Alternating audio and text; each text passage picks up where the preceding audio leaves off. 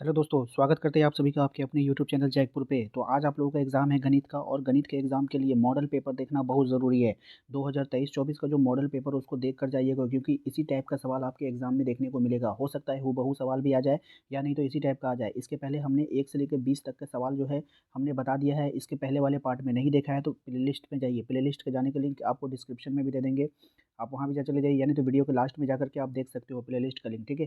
या नहीं तो आप हमारे व्हाट्सएप ग्रुप को ज्वाइन कीजिए, वहाँ पर बार-बार हम प्लेलिस्ट का लिंक डाल रहे हैं, ठीक है? वहाँ से भी आप अपने पहले वाली वीडियो को देख सकते हो। तो चलिए यहाँ पे देखते हैं हम लोग क्वेश्चन नंबर 21। 21 में देखिए कह रहा है कि एक चतुर्भुज के कोण जो है 2, 3, 5, 8 के अनुपात में इस चतुर्भुज का सबसे बड़ा कोण क्या होगा? देखिए सिंपल सा वर्ड यहाँ पे समझ लीजिए, चतुर्भुज जो होता है बाबू उसका चारों कोणों को अगर आप जोड़ दोगे तो वो हो जाएगा 360, ठीक है?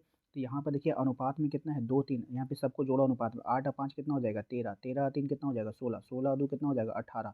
तो अनुपात में है टोटल 18 जबकि हम जोड़ेंगे तो कितना आना चाहिए 360।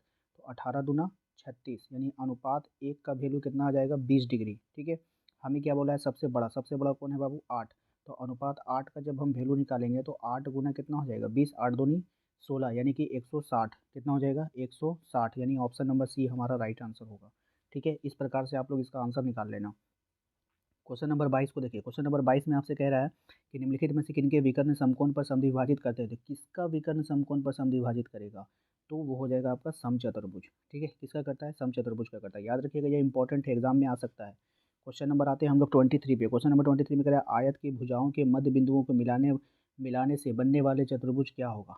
तो उसके उसके बाद जो चतुर्भुज बनेगा वो कैसा बनेगा? तो वो समचतुर्भुज बनेगा। इसको याद रखिएगा, ये भी काफ़ी इंपॉर्टेंट सवाल है आपके एग्जाम के लिए।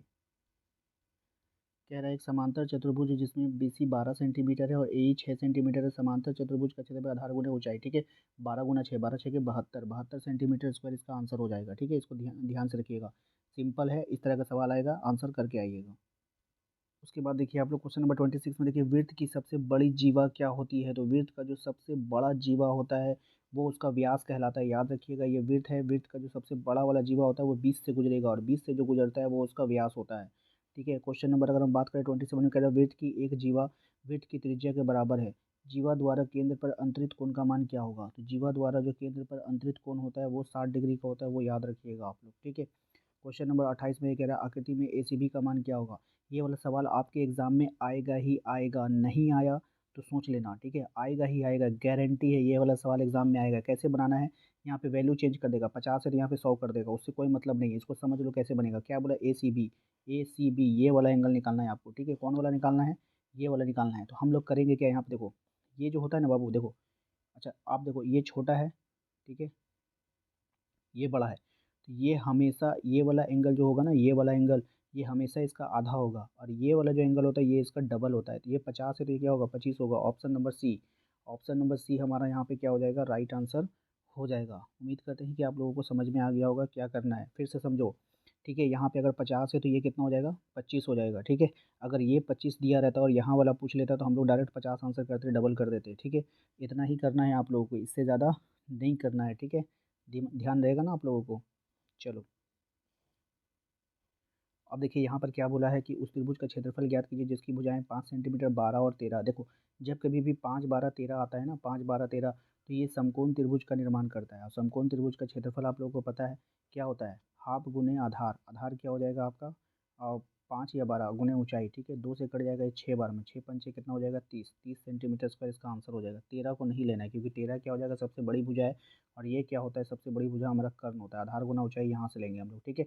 बात समझ में आएगा ना। उस समबाहु त्रिभुज का क्षेत्रफल क्या होगा जिसकी प्रत्येक भुजा क्या है 2√2 सेंटीमीटर है। तो समबाहु त्रिभुज का क्षेत्रफल क्या होता है √3/4 इंटू भुजा का स्क्वायर। तो भुजा कितना है आपका 2√2 इंटू 2√2, ठीक है। पास में 2 दूनी 4, 4 से 4 कैंसिल हो गया। 2 दूनी कितना, 2 को 2 से गुना करेंगे तो रूट रूट उड़ जाएगा, 2 आ जाएगा। 2 को √3 से गुना करोगे 2√3 आ जाएगा। कितना आ जाएगा 2√3 आ जाएगा, जो हमें आपको दिख रहा होगा ऑप्शन नंबर सी में। तो यही हमारा क्या हो जाएगा राइट आंसर हो जाएगा, ठीक है। फॉर्मूला याद रखिएगा √3/4 गुना भुजा का स्क्वायर, यही होता है। और ये वाला सवाल आपके एक तो एग्जाम में रहेगा, हु बहू आए या ना आए, लेकिन आपका नंबर चेंज करके भी दे सकता है। तो चलिए मिलते हैं जल्दी दूसरे वीडियो में। जल्दी से चैनल को सब्सक्राइब कर लेना है, बेल आइकन को दबा लेना है और व्हाट्सएप ग्रुप को जरूर से जरूर ज्वाइन कीजिए, ठीक है।